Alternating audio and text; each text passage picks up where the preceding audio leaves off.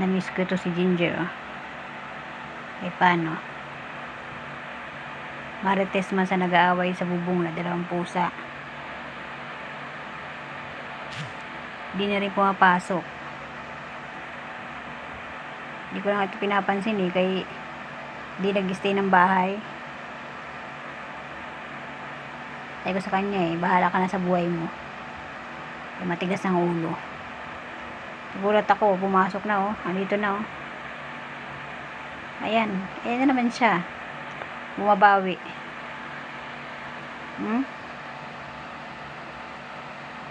Ayan na naman oh. Say, good evening. Ito na, napakadugyot na oh, kay paano nasa bubungan, suotan suot. Sumusuot sa ano, pag nag-aaway ng dalawang pusa. Nagtatago siya.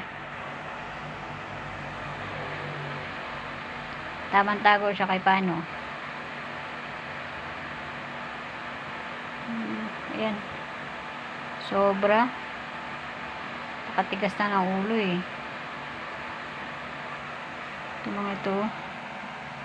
Ay, pag hindi ka naman talaga mabuang sa mga ito.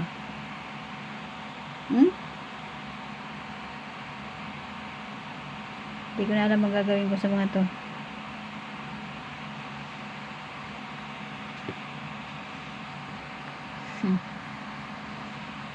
Yan.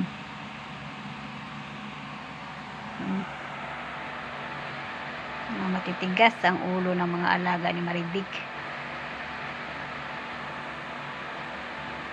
Ito, pinakamatigas ang ulo.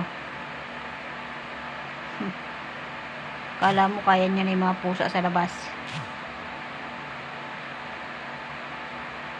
Ewan ko sa'yo, Ginger. Dusing-dusing mo na.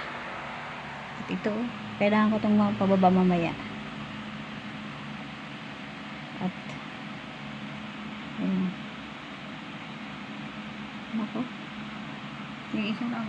Ewan ko si Leslie. Nandun naman sa upuan siya. So, paano? Good evening na lang, guys.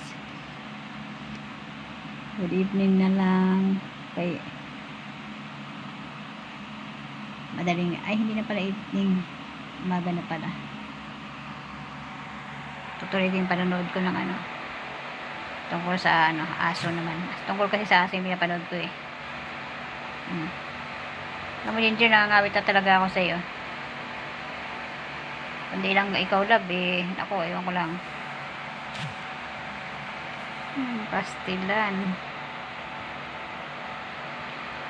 So, bye.